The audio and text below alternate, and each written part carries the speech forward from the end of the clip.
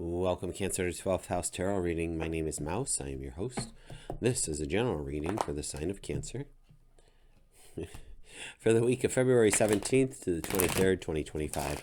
Welcome back, subscribers. Welcome, first-timers. Here we do a past, present, and future spread. Oof. We don't take jumpers. We don't do reversals. We do a past, present, future spread with clarifiers for each. If we need cards beyond the 13 that we look at, I will go into an oracle deck. In the meantime, sit back, relax, take what resonates, leave the rest. Let me know what's going on. Consider subscribing. Thank you all for those who have and helping my little channel grow. Past, present, future. Of course. Why not? Why not? That's exciting. All of this seems exciting. Okay, let's go. In the past position, Cancer, we have the Hangman. So this tells me that you just took a pause, a self-imposed pause to reflect, to figure out, to get enlightenment, to see, am I going in the right direction? Am I doing the things that I want to be doing? Very important. In the present position, we do have the Page of Swords. Now, the thing about swords is that they're double-edged. So this could be a couple of meanings. We'll have to get clarifiers for that. But one of the meanings that it usually means within the readings that I know, or notice even, is that this character is looking behind them. So it is about watching your back. Someone might be coming up behind you, not literally, but figuratively. Is somebody trying to thwart your good ideas and your good plans? Do you have to watch your back against someone or group of people? Because pages will denote a new beginning. It's like a soft new beginning. It's not as traumatic as the Tower, not as hard start as the Fool, but it definitely is a new chapter. Speaking of Fool, sitting right here. So in the future, you are starting something brand spanking new. Don't know what that is. Only you can tell me what you have on the horizon in the comments. Let's come back up here for the Hangman. We just take from the top of the deck and see what other cards want to show up for this past position. Wow. So Wheel of Fortune, the Hermit, and this Three of Swords. Now, the Three of Swords is going to I can speak. Denote some kind of heartache, some kind of sorrow happening. It is short-lived. So that's that card in and of itself. You might be reflecting on that at this time.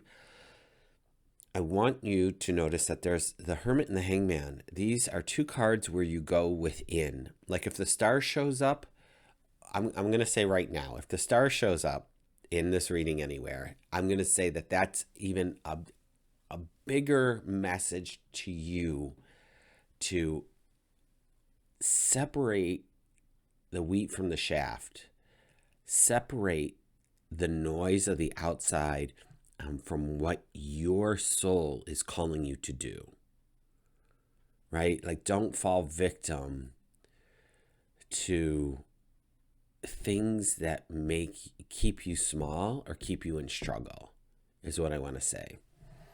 So we'll see how it unfolds for you.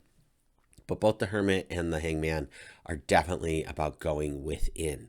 The Wheel of Fortune here tells me that there's luck on your side. There's when you are in alignment with yourself, this is what's coming through now. When you are in alignment with yourself, the Wheel of Fortune is at your beck and call. It's only when we're out of alignment that we feel this heartache. That's what's coming through as a message for you right now, Cancer. Let's go to the Page of Swords and see what's coming up here. So our ships are coming in. We could be getting on these ships with the Three of Wands and getting the heck out of Dodge. Four of Cups. Not sure why we're a sad sap. I mean, it could all just be because of this impending change that's showing up for you. Because there is a change happening. Again, it feels like when you're in alignment with your soul's purpose or with your higher self, let's say that better. When you're in alignment with your higher self, allowing your intuition to guide you as opposed to habitual behaviors. The Wheel of Fortune is at your beck and call. When we allow others to infiltrate our happiness, where our mood is dictated by the actions of others, like that's the energy I'm getting here.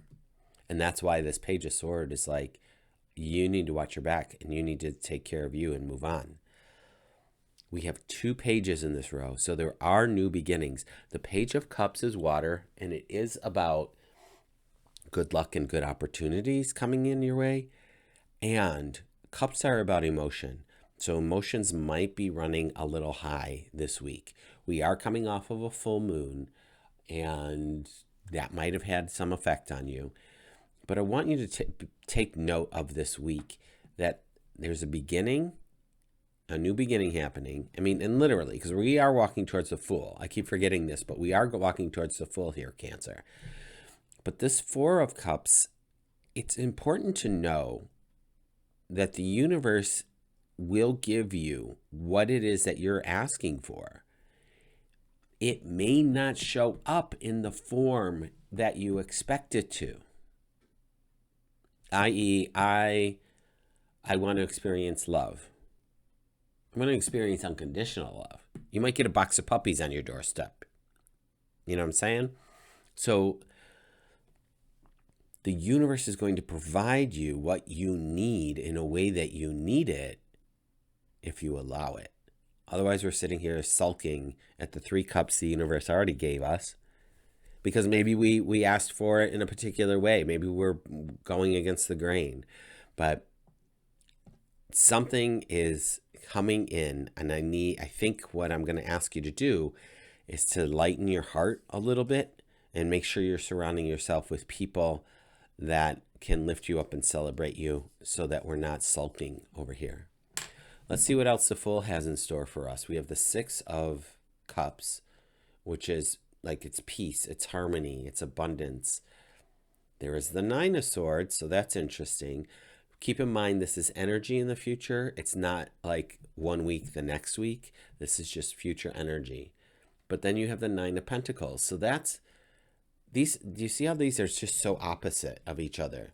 This is why I don't do reversals, because if the 9 of Pentacles showed up reversed, would it be talking about the 9 of Swords? No, it would be talking about the 5 of Pentacles. Anyway, I digress. With these 2 things coming up, I feel like the change that is being made, when we stop old habits or old patterns of belief or ways of being, or maybe start a new schedule, maybe you got a new job, maybe there's a new something, you might go through withdrawals, is what I want to say. That's the energy that I'm getting with this 9 of Swords. This is an intellectual card where the thoughts are keeping this character up at night. I think that there's an opportunity for you to release that. And I've said this more than once to everybody. Meditation is the way to go to help release intrusive thoughts, to help balance your waking time and your dream time. Make sure you're turning off the screens at a decent hour, having a nighttime ritual of maybe a chamomile tea and some lavender or a bath, or reading a book that's not going to keep you up, because there are other things happening in this row, in this energy with the Fool of peace and harmony and abundance and prosperity and groundedness. So this is all intellectual. This is air, Libra, Gemini, Aquarius. So just take what people say with a grain of salt. Don't take it personally. But also, I want to reflect back on these Hermit and this Hangman, that you are living your life for you and not for other people. Even if other people depend on you, there's going to be a point where they don't to this degree anymore. Like if you've got littles, I get it. If you've got young adults in your life, they know how to tie their shoes. They need to fend for themselves. You get to live your life too. Let's go on the bottom of the deck, see what else is here. We've got the 8 of Swords. So this tells me there's a lot on your mind. And I will always offer up with the 8 of Swords to make that list of things that you can get done today, this week, this month, what needs to be pushed back a couple months from now. But there are steps that you can take because you don't have to do it all at once. So just prioritize that. And if you have to write them down, write it down. All right, Cancer? It's not that hard. But I also want you to be aware that you get to choose your happiness. You get to choose if you're sulky McSulkerson over here, or if you're going to pick up this Page of Cup and like go celebrate and go on your journey. All right. You get to choose who comes along with you and who doesn't. And not everybody gets a seat at the table, sweethearts. That's just the way it is. Not everybody can get a seat at the table. And if they've been sitting at that table and have been, pounding their fist on it or being ungrateful or yelling at you across the table, like, bro, sis, just go to a different table. Excuse yourself. Go get a table for one for a minute. You know what I mean? Don't know where this is coming from, Cancer. I wish you all the best. I'll be back next week with another message for you, but, lessons in life from Mouse, I guess. But take care of you and leave me a note, and I'll see you next week. Take care.